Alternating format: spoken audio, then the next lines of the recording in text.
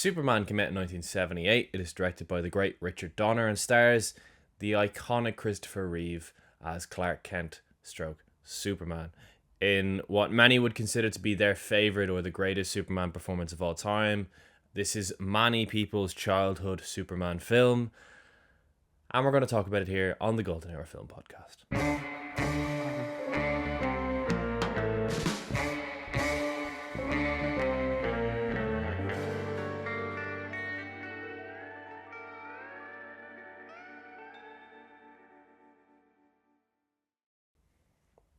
Hello everybody, welcome back to the Golden Hour Film Podcast. I am Harry Bailey and I'm joined by my co-host, not guest host, Shane Mulvaney. Shane, it's been a long time. How are you?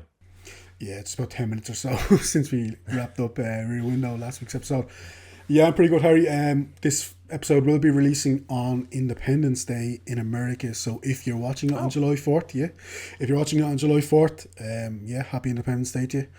And I think obviously James Gunn's Superman is coming out very soon, if it hasn't already. I think it's July 11th maybe. It's in and around that time anyway. Yeah, it's sometime in July, so we just wanted to get this out kind of in time for that. And just kind of piggyback on what's inevitably going to be a bit of a popularity surge for Superman in the month of July. So maybe check out this episode. So happy that you're here, happy that you're watching or listening.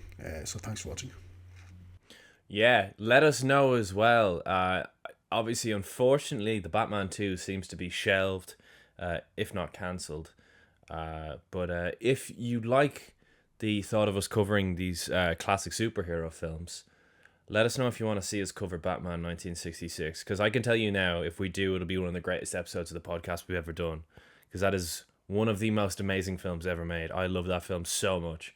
But if you want to see us cover 1966 Batman, let us know in the comments below. Or other classic superhero films too.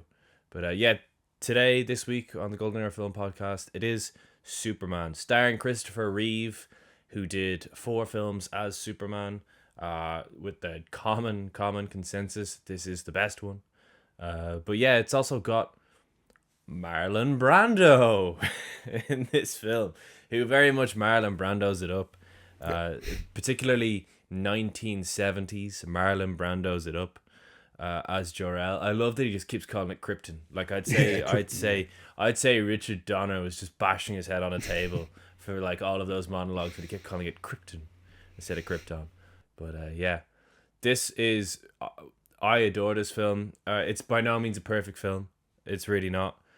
There is a 45-minute prologue, which for the comic book fans, the first time you see it, I'm sure, like the first time I saw it after, because I've seen this film a gazillion times, the first time I saw it after reading like some of the Superman comics, some of the better ones, I was like, oh, okay, yeah, no, I appreciate this. But even since then, I've seen it like twice or 3 times, and it does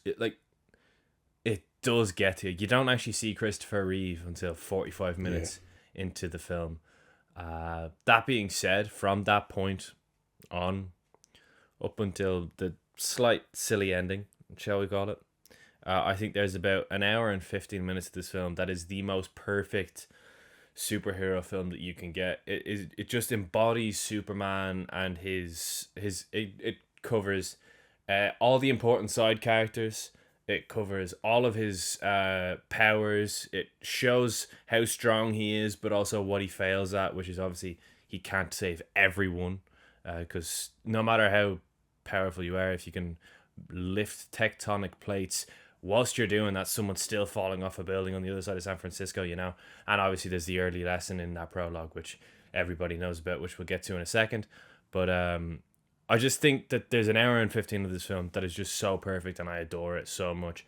I love Christopher Reeve as Superman. He's just everything I would want a Superman actor to be, and he does Clark Kent so well. We'll get to Christopher Reeve. We'll obviously talk about the prologue first, but him bumbling into his first scene is just so amazing.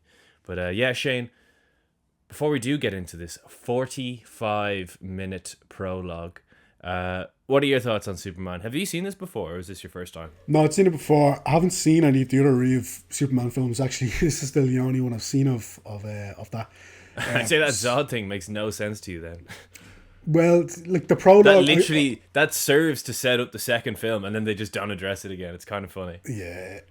The, the thing for me is I have never read a comic book in my life. Not Superman, not any other comic book character. Now I do enjoy comic book films, like I do enjoy superhero films, the MCU, some DC films, some other Howard the properties. Duck. Well, maybe not that one. I actually haven't seen that, to be fair. Yeah, not me neither. I just thought I'd throw it in there. But yeah, so basically I just mean that to say that like I'm not going to pretend I'm an expert on any of this stuff. So I'm just kind of reviewing the film as a standalone entity, and as far as how that kind of how faithful it is to the comic books, how kind of just how much any of it works in relation to the comic books, I really can't speak to. So I just wanted to say that. So basically about the prologue, sorry, for me, it was helpful for me because obviously it's not something I would necessarily like. I think, to be fair now, Superman's backstory is probably well known, so from that point of view, maybe it's not all necessary. But at the same time, like, did it need to be 45 minutes? No, it definitely didn't need to be 45 minutes. No. But like maybe there's a 10 or 15-minute version of it where you can kind of set things up nicely. Like, bear in mind, this film is 2 hours and 25 minutes long. Yeah, So exactly. yeah. Yeah, exactly. There's probably a 15-minute version of it that would work really nicely and be very like kind of just kind of serve its purpose from that point of view. It feels like they kind of got Marlon Brando. We're like, right, well, we need to justify how much money we're paying this guy. So let's just give him a bunch of monologues to reel off about Krypton and stuff like that. Marlon, we just need you to say that the planet is exploding and you're sending your son to Earth. That's all. No action. Krypton. No. Fuck. And then he just goes on for 45. No. He goes on for about half an hour, and then we get childhood Clark Kent, and we found out about Pa Kent and stuff. But Marlon Brando, so great. I will say that Pa Kent stuff is well done. Again, probably goes on a slight bit longer than it needs to. And I would say the actor, I don't know, the actor at this, like playing teenage Clark, he's good, but I don't think he's especially memorable. But like the actual, like, obviously kind of inciting incident in a way, maybe not, like, well, certainly it kind of shapes who Clark is and kind of what he stands for and his ideals and stuff. I do think that was kind of well done and kind of shows you why he is the way he is and why he believes what he believes in. So that's all well done as far as I'm concerned. Here's looking at you, Man of Steel. One of the stupidest things ever. So the whole point of Pa Kent's death, this isn't a big spoiler, everyone knows about it. The whole point of Pa Kent's death is sometimes he dies of cancer, sometimes he dies of a heart attack. Regardless, he dies of something that Superman can't prevent. Yeah. Superman can't save him all. That is why Pa Kent dies. Is to teach him at a young age that he can't save them all. In Man of Steel, he gets eaten by a tornado. He could have flown over and saved him. It's so stupid. It's literally that is not the point of the death. It's not to kill him off to be like all moody and broody. It's to show that some deaths aren't preventable. Yeah. His death in Man of Steel was totally preventable. He could have saved him, but instead, no. He was like, Zack Snyder wants to be moody. And you're gonna get all the Snyder by a bros tornado. That's the thing, though. I don't care. Zack Snyder is a good director, but that scene is so stupid. It fails to actually. It doesn't do the scene. Zack Snyder is a good director. I'm nothing against Zack Snyder. That scene is so stupid. It is so unbelievably stupid. It is. Totally anyway, agree. that's Man of Steel. Pa Kent dies, and the only other things worth noting, the young Clark Kent is so goofy. Yeah, he's very all good. of it. It's so campy, so goofy. It's not like 66 Batman where it's on the nose campy, like it's almost like self-deprecatingly campy. It's just very campy, like him running beside the train. It just looks silly. It just looks so silly. Yeah. And the as my mother would say, is the hair died off him. Like it just the hair just does not suit him at all. As a baby or as a teen, the hair just looks ridiculous. It's very goofy. But that's the 45-minute prologue. Then, stumbling and bumbling his way into the Daily Planet comes Christopher Reeve, and then this movie becomes incredible. Yeah. He is so great. Yeah, I do agree. Yeah, no, he's just the perfect kind of embodiment of decency, really. Yeah. Like, obviously, he's a very handsome guy, kind of tall, muscular and stuff, but like he has a way of using his body like to kind of shrink into himself as Clark. There's a scene later on in the film where he takes the glasses off, which epitomizes exactly what you're saying. And it's Yeah, amazing. yeah, like it just that kind of makes it seem like he's this shy, which he is. He's shy, he's introverted, he's not the most outgoing person. But then once he takes the glasses off and he becomes Superman, like that's when it kind of, yeah, that's when you can see him. Then the chest Yeah. comes out and it's almost like he's confident. It's almost like he's 2 feet taller, almost like he's. Yeah, It's all John right. Williams in the background doing the Yeah, score. It's just like, look how cool he is. I've always It's loved, by the so way, great. Kill Bill. Have you ever seen the Kill Bill movies? Yeah? Yes. I love Keith Carradine's, obviously Bill, his monologue in Kill Bill Volume 2 where he says, every other comic book character, if they have an alter ego, so let's say it's Bruce Wayne, his alter ego is Batman, but he's Bruce Wayne, he's just pretending, like, not pretending to be, but like, Batman is his alter ego because he doesn't want people to know Well, he's Bruce Wayne. funny you should point him out because many would say that Batman's alter ego is Bruce Wayne. Well, so and he yeah, some actually people, pretends to be Bruce Wayne. well, yeah, some people would say that, but in terms of Keith Carradine has this kind of theory in Yeah. Pulp Fiction where like he is Superman. Like Clark Kent is the persona he puts on to make people not realize he's Superman, and he's probably the only superhero. Maybe again, I'm not a comic book kind of nerd. Sorry, so I'm not. It's none taken. Yeah, I'm not a comic book person. So like, there's probably a bunch of people people are going to in the comments say to me, and that's fair enough. But like, certainly of the big kind of the big comic book superheroes, I would say that's probably accurate, to be honest. Yeah, no, it's interesting. Yeah, Reeves gives like a real physical performance. Yeah, very. He's also very comedic. He just Yeah. ticks every Superman box, to be honest. He just does it perfectly. But yeah, he is very funny as Clark Kent. He meets Lois Lane and Jimmy Olsen, Mr. White. We're obviously noting Lois Lane played by Margot Kidder. She is fantastic in this film. Very, very likable. In a role that many people manage to make either boring or unlikable. Yeah, shit at Margot Kidder. But yeah, basically, Daily Planet.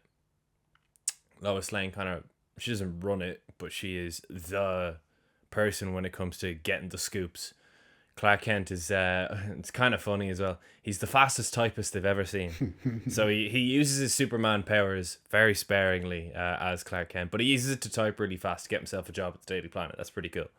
But yeah, basically they're kind of put together because he also is going to go out into the field and see what's going on in Metropolis and report on it. But their interactions from the get-go are great because they get mugged more or less instantly, and Reeves' performance is so funny. He's just an absolute coward trying to talk the guy down. He pretends to faint, but as he does so, he actually catches the bullet when your man shoots. So great. So great. But Lois Lane also proves she's the one who actually volleys your man in the face with a kick. She's the one who puts the gunman down, but she would have died had Clark not caught the bullet and then pretended to faint. So yeah, it's a really great way of establishing early on that it's all an act. The whole Clark Kent thing, he isn't a dweeb, but he's just putting on this act. But also that Lois Lane is more than capable to handle herself. But that sometimes she does get herself into situations that maybe she couldn't actually really get herself out of, and that happens later on in the film as well. Yeah, 100%. We move on then to Otis. I love poor Otis. So great. He's so funny, Ned Beatty, in this role. One of the all-time henchmen. He's just so imbecilic and so bad at his job. Mr. Luthor. Mr. Luthor. So he's getting surveilled by two cops, doesn't realise he's being surveilled, so he leads them down into the train tracks, into like a secret kind of dungeon where Luthor's kind of lair is. And luckily Luthor's kind of keeping tabs on this Lex Luthor, so he manages to like kill one of the policemen really gruesomely. Yeah, he shoves him in front of a train. He uses like a gadget to like push the wall out, and then he just gets mauled by this oncoming train. Yeah. But like the way he speaks to Otis is so funny throughout the film. Like just constantly puts him down, You can kind of Yeah. understand why. That's the funny thing about it is like it's not like he's being unreasonable either. It's like, oh, this is Yeah, like so there's a scene incompetent. wherever he's getting out of the pool and he's like, Otis, my robe, and Otis puts the robe on him whilst he's still in the pool, and he's giving his evil monologue, and then at the end of the monologue goes, and by the way, Otis, the next time I ask for my robe, will you wait until I get out of the pool to put it on me?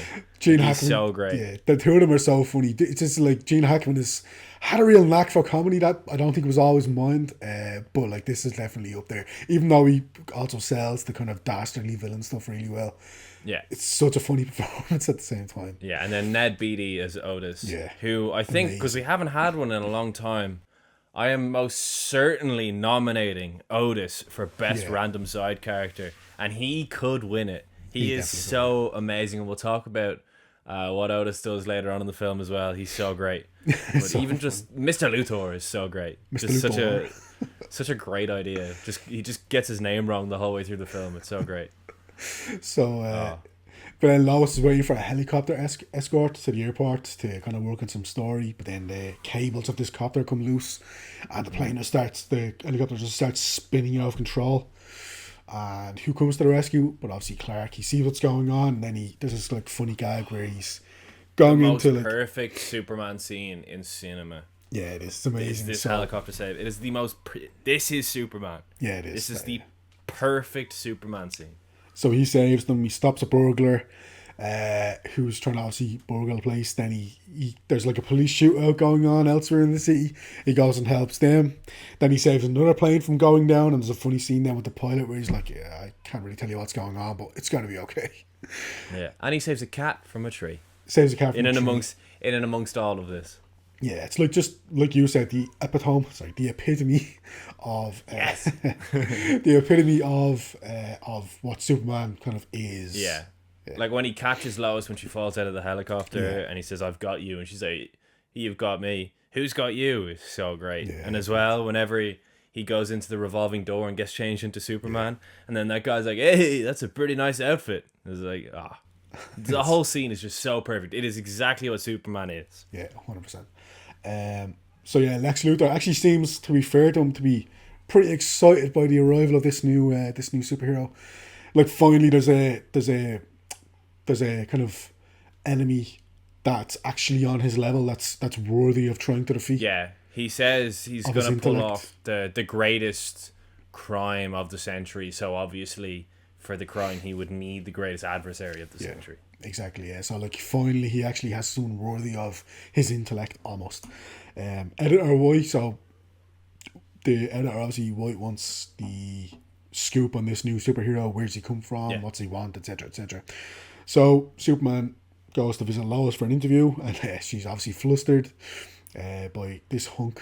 So obviously he's like, yeah, I can't see through lead. So that's another kind of obviously major point in the film. Yeah, very funny that this like blockbuster film that would have had a lot of kids in, and Lois Lane is like, "Oh, is it true you can like see through stuff?" Yeah. What color underwear am I wearing? It's like I'd say being a kid, you're just in 1978 seeing this in the cinema, you're like, wait, what? But she is stood in front of a lead plinth or whatever, so you can't see it. But then as soon as she steps away, he goes pink. It's great. So great. Yeah, but obviously that's a really clever way as well of setting up kind of one of his flaws, if you want to call it that. One of his kind of things that he actually would kind of work against him. So yeah, it takes her on another kind of flight through the city, and again how it's shot. Like it is kind of cartoonish. It's not always the most realistic looking, but it's more how it makes you feel. Like it's more. Yeah. That John makes Wayne's it. score as well in the background. The score is just beautiful. bliss. Obviously legendary. It's like Margot Kidder is brilliant in this scene. There's obviously if you're going on if you're flying through the city. I don't even know how I'd respond to that, but like I think she kind of nails how you. It's literally like being on a roller coaster, I'd say, but Yeah. like even scarier because he actually does drop her and then catches her. Yeah. But they're so amazing on screen together. They've great chemistry in the second one as well. To be fair, especially that Niagara Falls scene. But it's kind of funny as well that throughout the film she kind of tackles with the idea. Well, not even tackles with. She's like, wait. Clark has never been in a room with Superman. Well, that might be the stupidest thing I've ever thought. Anyways, like it's just like they do the whole, oh, he couldn't possibly be the same person so well. Like in a lot of Superman adaptations, Superman and Clark Kent look way too similar. I feel like Yeah. Reeves' physical performance is it's so perfect. Like the difference between Clark Kent and Superman. Like after they go flying, then she goes in to get changed, and he flies off because she actually then has a date with Clark Kent. Clark shows up, and when she goes in to get changed, there's a moment where he's like slouched over with his glasses, Yeah. and he takes them off, and he stands up, and you can see Superman, and then he puts them back on again real Yeah. quick because he considers telling her who Yeah. he is. But then as soon as she comes out, before he's actually kind of come up with the words, he just decides, oh no, you know what, maybe later. But it's so amazing. He is so perfect as Superman. Yeah. So Best then of luck, David Cornsweet. yeah. Fair, I'm optimistic. I think James Gunn is the right type of filmmaker. But anyway, let's Yeah. talk about that at the end maybe. But yeah, Luthor is still trying to find out what Superman's kind of weakness might be. So he figures out that kryptonite is kind of his big weakness, and he deduces that there's a bunch of this stuff in Addis Ababa, so he's gonna go mine there for some kryptonite, try and obviously kill his new nemesis. And then he brilliant scene where he's talking to Perry White, his editor, and all of a sudden he can hear obviously Lex Luthor saying, yeah, Superman, if you want to meet me, come to this place. Or at least he's laying out the kind of grand plan, and Superman kind of deduces how to get there and stuff, and he just an amazing scene. Once he arrives at the door, Lex Luthor's like, it's open. it's an amazing scene. Yeah. Where he just barges in and he goes, yeah, it was open. Yeah, you're welcome. Come on in. You're welcome. Gene Hackman is so funny in this role, man. Yeah. And then Luthor explains his plot. Himself, Otis, and Miss Tessmacher have already got a Miss Tessmacher! Yeah, that they've changed the. Wasn't there a wrestler named that in TNA? I think there was. Yeah, I think there was. Yeah, I kept thinking that. They've already, even though Otis the first time round put the coordinates in wrong and they had to do it a second time, they changed the coordinates of one of the rockets, so it's going to hit the San Andreas fault line. He has also bought up all the desert land on the other side of that tectonic plate. So once California basically falls into the sea, all this land that he has now bought will become the new coastline. Yeah. And we'll have places like Lutherville and Lextopia or whatever. And then we just see Otisburg. It's so funny. It's and it's like it's all like so professionally printed, and then in Sharpie Otisburg is there as well. And he like goes Otisburg, blah blah, blah. Otisburg. Otis, what is this? It's so funny. It's like, oh well, I just thought that I might, and he was like, wipe it off now. And he So great. Then he reveals literally the magic bullet, the kryptonite. Yeah. So he manages to kind of in a way swarm Superman with the kryptonite. He's in the pool and Yeah, he he can't like get this puts it in like kryptonite up. almost like a locket and throws the Yeah. locket around him basically. Yeah, and obviously that's his big weakness. So he's drowning. He can't get out. And Miss Tessmacher is there. So Luther's gone off and he's gone to kind of sort out his grand master plan, and he just about manages to ask Miss Tessmacher, who's still there, even though she should have left by now. He just about manages to ask her for help, and she's like, yeah, I'm not doing it unless you help my mother and father. My mother, sorry. Yeah, because Luther just like forgot to mention to her that he was gonna basically nuke California. She's like, but my mom lives there, and he was like, Too bad for her. No, not anymore, son. But yeah, he was like, okay, yeah, fair enough. And she's like, I know you don't lie, so I need you to promise me. And he's like, yeah, okay, I promise. So she manages to not only just to save him, but then she steals a kiss, which was interesting. yeah, kind of dated shot, that. Yeah, Wait, why did you kiss me before you saved me? I didn't think you'd let me. Yeah, it's a bit weird. What? What? But yeah, he manages to just about get the missile, flies to California, just about manages to get the missile out of danger. And then Jimmy Olsen, who's there again working, manages to get him out of danger.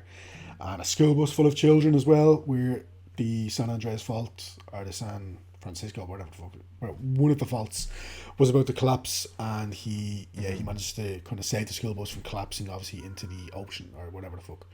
Yeah, I don't know. Yeah. I'm bad about geography. Basically, the aftershock of this whole thing has caused various structures to collapse, including a dam, and parts of the earth are still obviously opening up or whatever. So he kind of has to do a cleanup job, even though he has saved the day technically. Yeah. There's still a cleanup job to be done, making sure that people don't fall into the much smaller earthquake that is going to appear. Yeah. Funnily enough, someone does fall in though. Yeah. Lois is obviously in her car. She's off doing a job, but he does not manage to get there in time, and Nope. she does die. Yep. And yeah, this probably a bit silly, to be honest with you. It's probably Yeah, this what do you bit. think? This is the only bit of Christopher Reeve being on screen, and it's nothing to do with Christopher Reeve, No, really. it's not the Ruggers, It's really. the only bit where I'm like, really? There's Yeah. definitely better ways to do this. There was. He lets out a big yelp. Yeah. He flies into the sky, listens to the big cloud Marlon Brando. Sorry, he doesn't listen to big cloud Marlon Brando telling him not to do this. He listens to Pa Kent instead, who told him that he's on Earth for a reason, to do something special. So he flies around the Earth, the opposite direction to the way that it rotates, Reverse making time. the Earth stop and then reverse, causing time to reverse. Don't think about it too much. No. Everything goes back in time, about 5 minutes. He goes back down and he saves Lois. Yeah, not the ending this film deserves, because up until this point, Christopher Reeve on screen was amazing. This whole movie, post 45-minute prologue, was fantastic. I love it. But yeah, very, very goofy way to solve the Lois dying issue, which you don't even necessarily need to have in there in the first place. And then the film ends with Superman flying Luthor and Otis to prison. Yeah, I thought that was a funny ending. And Hackman's obviously coming out. And "Oh, Luther man, keeps trying to do his big final villain monologue, and Otis keeps doing ad libs, and then he just snaps. He's like, "Would you just shut up?" And then that's how the movie ends, basically. Yeah, it's very funny. Yeah, Yeah, that's Superman. The original Superman. yeah, 1978 version of Superman. yeah. So for me, as I said, there's about an hour and 15 minutes of this, maybe more. That is just perfect Superman film. I do appreciate the prologue. I appreciate that it's even there, because kind of mad that they did the whole Jor-El thing and stuff with Marlon Brando, like when you think about it, and the implosion of Krypton or Krypton. That being said, as much as I love this film and as many times as I will rewatch this film, it's not a perfect film. I do think it's fantastic though. I love it. I gave it 4 stars. For me, Christopher Reeve is the perfect Superman. I think Gene Hackman is amazing as Lex Luthor, and Margot Kidder is an amazing Lois Lane. I love that Jimmy Olsen's in there, Mr. White's in there, Daily Planet, Pa Kent, Marlon Brando is Jor-El, hilarious. To even think that exists. Zod being there for a scene is kind of funny. Those 3 are the main antagonists of the sequel, so Yeah, very that's why they do that. But yeah, shout out John Williams' score. It's one of my favorite of his opening themes. It's one of the best opening themes I think John Williams ever did. It's amazing. And shout out Otis. And shout out Otisburg. We are representing Otisburg today. What about you, Shane? Yeah, I really enjoy it. Like the first time around, like the second time around. The prologue definitely could and probably should be a lot shorter, but I kind of appreciate it for what it was, even if it's quite silly at times. As a Superman newbie, like I definitely would know some, like I said, of the kind of backstory of Superman, but like it does kind of fill in the gaps and stuff for any gaps I did have. And then from then on, once Christopher Reeve shows up, it's almost an amazing film. Like almost, it's a great film. It's almost an amazing film, except for that kind of silliness at the end, I would say. But Lex Luthor is brilliant. His relationship with Otis just had me cracking up so many times. Great performance from Gene Hackman. Yeah, I really enjoy it. The Daily Planet, I love all the stuff in the Daily Planet. Like it really feels like a 1970s newsroom. Like you watch one of those 70s paranoid thrillers, so you can almost like aesthetically in terms of what it looks like, the interiors and stuff. You can actually kind of see that being a newsroom from the 70s. So yeah, no, I really enjoy. I really enjoyed a lot of it. Gave it 3.5 stars, and I will be watching Superman 2 at some point in the very near future. I think It definitely is good. have plans to. Yeah. Um, The other ones I know they're like a kind of diminishing returns after that, but it sounds of it. So I'll see. I'll watch Superman 2 and then see what I'm feeling about after that. But yeah, I'll watch Superman 2 at some point.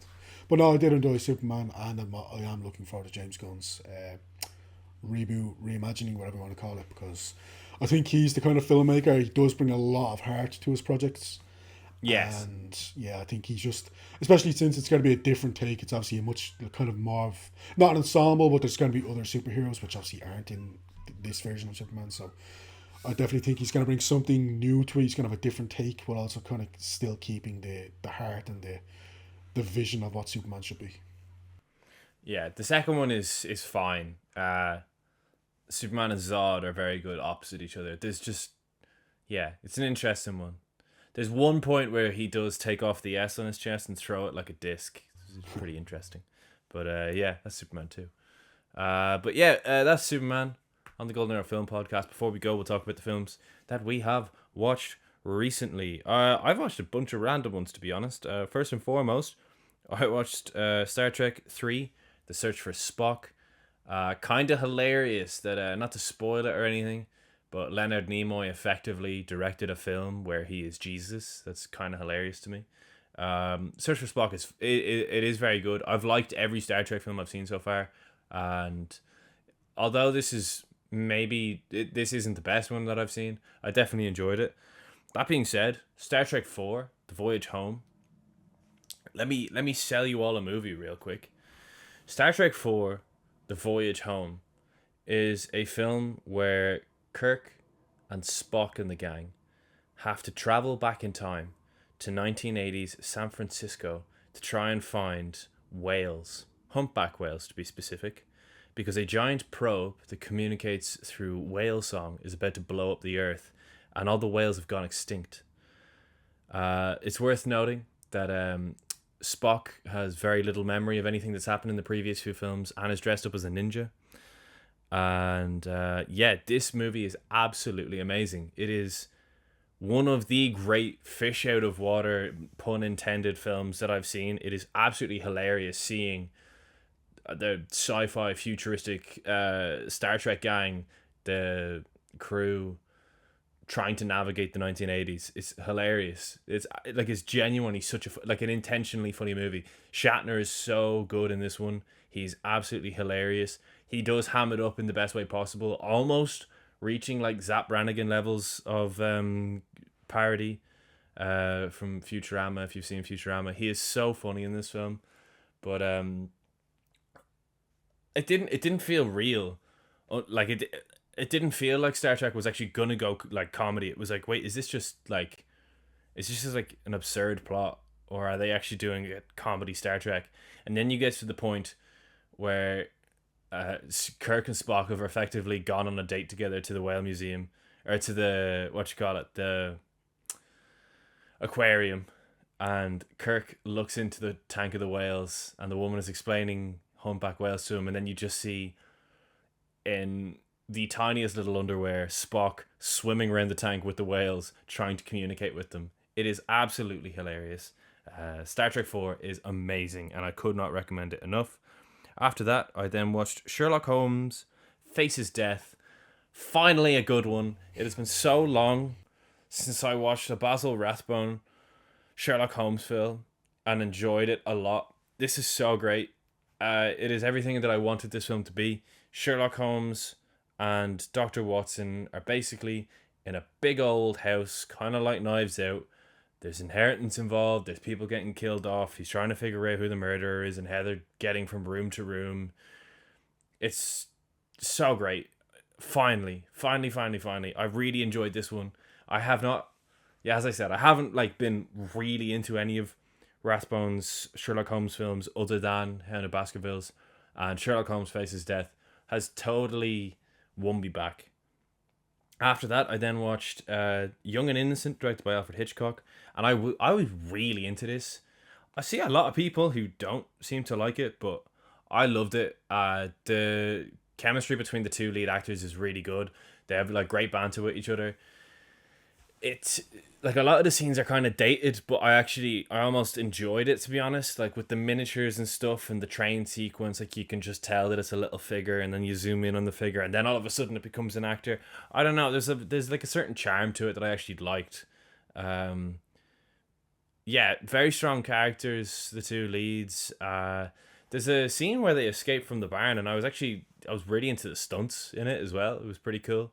But overall, like it's a wrong man thriller from Alfred Hitchcock, but I don't know. I just really bought into the lead two performances, and then the ending is maybe a little bit drawn out, but effectively the way Hitchcock shoots it is just so great. We're looking in this giant crowded ballroom for a guy with a twitch, and the camera starts off in the back end of the ballroom and just kind of works its way around. It's almost like watching Where's Wally in a movie, and then eventually we do zoom in on the guy, and it's just from there. Then it's like, oh my god, okay, are they gonna notice? Or yeah, no, it's a really like a genuinely underrated, and I know that's a word that gets thrown around. It's a very underrated Hitchcock film, Young and Innocent. I would definitely recommend it. And then last but certainly not least, as a matter of fact, probably the best film I've seen in a while, Angels with Dirty Faces. So unbelievably class. My first James Cagney film. He is so charismatic. He is so cool. It's so interesting. Obviously, this came out post 34, so they couldn't make his character a cool, sympathetic protagonist, which is why the ending goes the way the ending does. That's so interesting to me. But even it's so fascinating that a film that came out in 38 goes this way, that it kind of sets itself up to be one of those redemption films where, you know, one goes one way, one goes the other way, and then eventually the bad guy comes to his senses, and at the very end he's compelled to do the right thing or whatever, and then he saves the day, and then everyone ends up happy or whatever, which is basically a formula of those films that's happened after the fact, but this is pre-formula, if anything, and so it does not go the way that you actually think it will at all, and as a result the ending is 10 times more impactful. I love this film.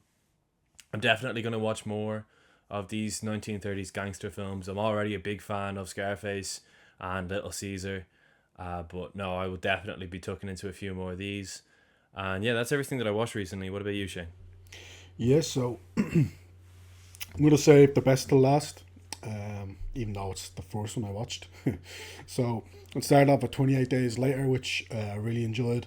Written by Alex Garland, directed by Danny Boyle, and it's like a British zombie apocalypse thriller. But it's kind of the way it's shot is a lot of it's handheld, a lot of it's like feels very grungy, like very low budget, lo-fi. Um, I think it's quite hard actually to get copies of this nowadays. So Yeah. for some reason, even though it's like there's a lot of star power, it's Danny Boyle directing, Cillian Murphy, Naomi Harrison, they're great performances. There's a I didn't know Brendan Gleeson was in this film, and when he shows up, have you seen this before? No, but I know he's in it. No, Yeah. he's in it. So because he's masked in his first scene, and when he takes and he doesn't have his normal Irish accent either. He has an East London accent. So when he takes his mask off, I went full Leonardo DiCaprio pointing. It was like, oh, Brendan Gleeson. I was like, oh. But I really enjoyed it. I think the two Irish lads are great. Naomi Harris is great. Definitely. Oh, but towards the end, it goes to some dark places, which obviously it's a zombie thriller.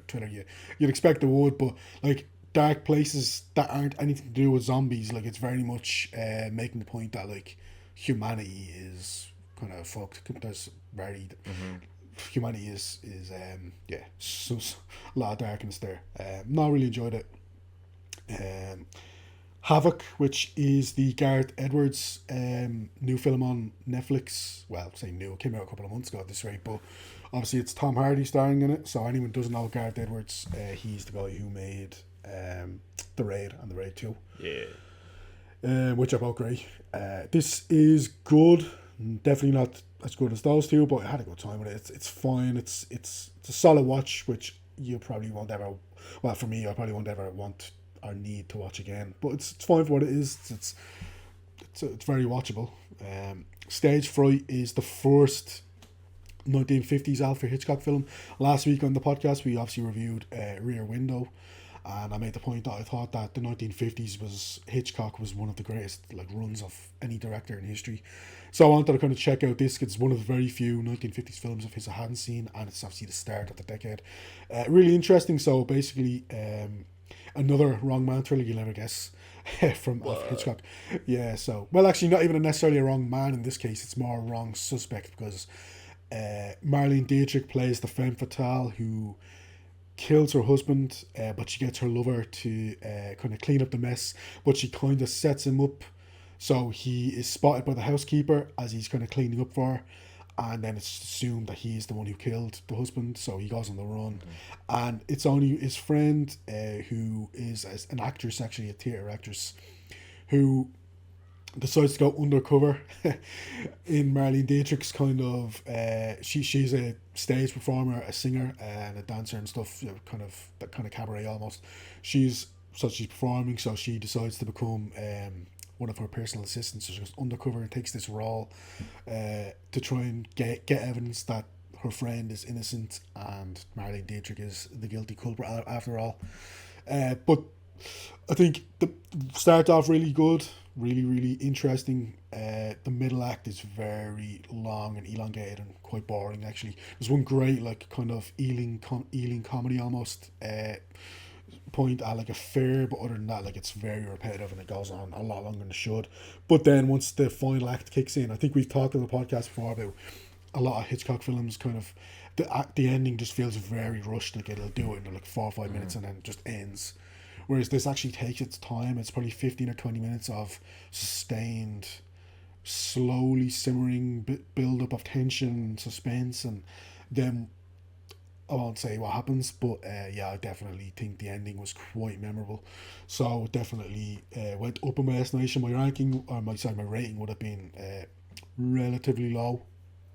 Nowhere near as like low as some of the worst Hitchcock films, but like kind of just lower middle tier.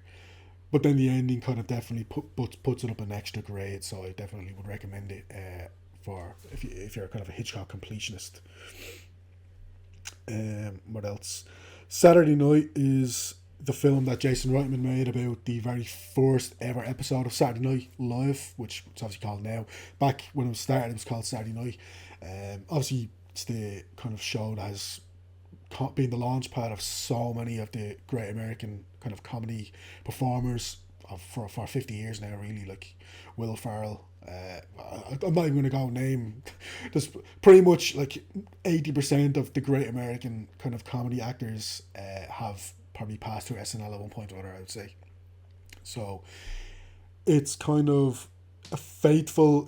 Basically what he did, Jason Reitman did was he talked to a bunch of people who kind of were there at the time, and he's tried to kind of coalesce it into like this kind of it's going for like an uncut gems kind of energy where like it's he wanted to be really stressful, and it's like right, he managed to put one fire out Lorne Michaels, but then another two pop up, and he puts those two out, but then another three pop up elsewhere. So he's trying to go for that kind of vibe, and it's only sporadically works from that point of view. I think it's funny at points, and it's not as funny as it should be, but in a weird way that's kind of apt. SNL. Yeah, that's what I was gonna say. That's like SNL might have like 3 good sketches and 8 iffy sketches, and then 2 terrible sketches in any episode. So like from that point of view, it's almost like apropos for that kind of film. Some really good performances. Corey Michael Smith, actually, I mentioned him on the podcast last week from Mountainhead. He plays Chevy Chase in this, brilliant as Chevy Chase. He just nails kind of Chase's kind of mannerisms and just his persona, like the persona he puts out in the world, which obviously he's not necessarily the nicest man in the world, let's say. Right now, I don't think he's the most popular person. But obviously back then, he was like considered like the breakout for early SNL. And he went on to be a really big kind of box office star in the 80s when it came to like comedy films. But he nails kind of this period of Chevy Chase. A couple of other performances. Cooper Hoffman's great as, I think it's Dick Ebersol he plays, who's like a big TV exec, but back then this like a fledgling era Dick Ebersol. But he's great. Like this one point, I think it's been clipped up on social media for a while now, but like basically he's so much like his legendary father, Philip Seymour Hoffman. Like so many of the mannerisms that he does, which are probably, let's be honest, are probably unconscious to him, but like he just it's like watching his father from 40 years ago. It's so crazy. But he's really like a really good prospect. Licorice Pizza is great, like one of my favorite Paul Thomas Anderson films, and he's great in that. So I'm looking forward to everything he does. I think he's going to be in the next Greg Araki film, actually, if I'm not mistaken. So that should be Oh, interesting. cool. Yeah, I think so. Oh, he is actually. You're right. He is. So I'm looking forward to that. But yeah, it only partially works, I would say, at what it's actually trying to do. So yeah, I was a bit disappointed in the end when it came to that. What else? Did I watch where it's gone? Sorry. Ballerina is, or to give it its full stupid title, Ballerina from the World of John Wick, which is, I feel like a lot of films do this. Like they just want Hobbs and Shaw from the World of the Fast and Furious is what it reminds me of, or whatever that film's called. Furiosa and Mad Max Saga. It's like so many films do this now, where it can't just allow its audience like the respect of knowing that it's in that universe. It has to. I know it's for like SEO purposes and it's for like marketing purposes and stuff like that. But come on, have John a bit Wick's more. literally in the trailer though, so like everyone knows everyone it's should in know. the John Wick world. Good news is Anna de Armas is absolutely fantastic in this film. Properly great action performance. She just nails everything she has to do. Really, like, because she's obviously kind of a smaller woman, obviously not as like tall and not as well built as Keanu Reeves would be or as other action stars, but the film does go out of its way to kind of show why she's still such an effective assassin. She uses the tools at her disposal. Like there's one point where she kind of she gets a gun and a knife and she like duct tapes it together, so it's like an L shape, but the way she used that is really, so she's shooting at one point and then she'll flip it over and she'll stab someone and she'll come back. She basically, it's like she uses her wits and her smarts to like make up for the, let's say, physical kind of, the fact she's not as well built or as physically strong as some of her opponents, let's say, in hand-to-hand combat. The hand-to-hand combat, by the way, is really great throughout the film. I know there's been rumours as to whether Chad Stahelski is responsible, because they did some reshoots, and there's I think Ian McShane, who plays Winston, he's on record as saying that Chad Stahelski basically reshot like a large portion of the film, which has been denied by the studio and by the director Les Wiseman and by Chad Stahelski, actually, basically saying it was just 2 weeks of reshoots and he was just on set as like supervising, and it was, anyway, look, it's a whole thing. But whoever's responsible for the action, long story short, it's really, really good, and it's kind of what you would want from a John Wick film. And the story itself is really kind of, it really did grip me. It's kind of, you would need to have, I don't know if you need to have seen John Wick 3, but it's definitely the film that's closest, because it's set in and around that time period. So when John Wick goes to like the Russian ballerina kind of school, there's some added context to what he actually does there, and a little bit in the aftermath. So I would say if you're going to watch Ballerina, maybe it's a good idea to have seen John Wick 3 at least. And maybe other John Wicks. John Wick 4 is a fucking classic. I absolutely adore that film. It's amazing. The cinematography in all these films, and in this film as well, is so great. Like the way they're lit and the way they kind of shoot interiors to be, and the music, the score is so great throughout this film. Really, really enjoyed it. Yeah, and then finally I wanted to talk about Children of Men, which I hadn't seen before. Alfonso Cuarón's film, which is a dystopian film, obviously set in, well, it's set in 2027 actually, but obviously came out in 2006, sorry. But basically it's set in a world where in 2009 the last baby was born. So in 2027 the film opens, I don't think it's a spoiler to say, the film opens with the youngest person in the world being killed, who was 18 years old. Baby Diego, I think is what they call him, if I'm not mistaken. But basically, look, the whole world is infertile for whatever reason. No one, they've never found why. They never found a cure. But basically, there haven't been any new babies born in 18 years. And as a result, kind of the world is just, this is shot so brilliantly. Emmanuel Lubezki is one of the greatest cinematographers on the planet, and this is probably my favorite of his films that he shot. The film is the way he used the camera, but it's more like the world itself just looks so bleak and grimy and just unlivable almost, like really just a hard place to live in. And the world has descended into fascism, so there's a big anti-immigration kind of push from the British government, because it's set in Britain, a big anti-immigration push, and some of those scenes are so harrowing to watch in 2025, which obviously the far right, obviously around Europe and here in Ireland, unfortunately as well, have started to kind of been on the rise, come on the rise. So watching it in 2025 is unfortunately feels like quite prescient almost. So really tough to watch some of those scenes. They're literally being held in cages. The way they are treated by the police and by the authorities are just like they're treated like they're not even human. So the film is like, it's not subtle in its message, but it's very effective.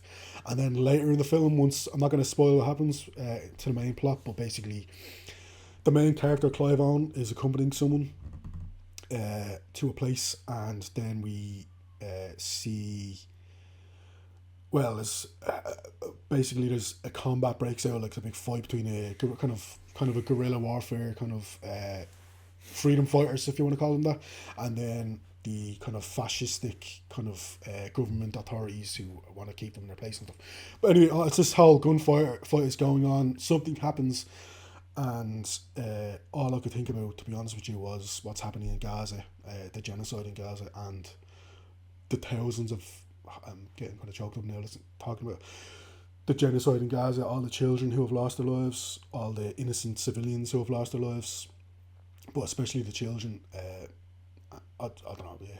Obviously, the film was made in 2006 and that wasn't on its mind, even though obviously it was still a thing back then, but obviously it wasn't on its mind at that point, but that's kind of all I could think about at a certain point in this film, really key scene. And yeah, just kind of really upset me actually when I was watching this film, but it's an amazing film and I would definitely go your way to watch Children of Men. It's one I've heard about for a long time, I wanted to watch, and I'm really happy I checked it off my list, so yeah, definitely wholeheartedly recommend that film. And yeah, that was everything that we have watched recently. Next week is I think I referenced it last week. Next week's a bit of a random one, guys. Next week we are covering a film. Starring Gregory Peck, but no, sound the alarm. Sound the motherfucking goddamn alarm. Leo G. Carroll returns to the podcast. It is The Snows of Kilimanjaro with Leo G. Carroll in a minor role. Long story short, I am, at the time of recording, at the time of the release of this episode and next week's episode, I am climbing and hopefully summiting Mount Kilimanjaro for a children's charity in Dublin called the Jack and Jill Foundation. I'll leave a link in the description for this episode and next week's episode to the donations page. Feel free to donate. But yeah, just thought, because obviously I'm not going to be here for a few weeks. This is why we're pre-recording the episodes. That I do something Kilimanjaro adjacent. Funnily enough, we were originally going to do a Lon Chaney senior film called West of Zanzibar, and then SLC, one of our his name I believe is Sean, because I think I've seen them referenced in someone else's YouTube video, funnily enough. But Sean then commented ages ago when I announced that I was doing Kilimanjaro, "Oh, have you ever heard of the film Snows of Kilimanjaro starring Gregory Peck?" And it was kind of a light bulb moment. I was like, "Oh, we'll do that one instead." So that makes way more sense. Yeah, it makes way more sense than doing fucking West of Zanzibar, considering I'm not even going to Zanzibar. It's just also a place in Tanzania. But yeah, that'll be fun. So next week is The Snows of Kilimanjaro on the Golden Hour Film Podcast. But yeah, as far as donations and stuff, don't feel obligated or anything. I'm paying to climb Kilimanjaro out of my own pocket anyway. The donations is just an excuse to make people donate to charity, to be honest.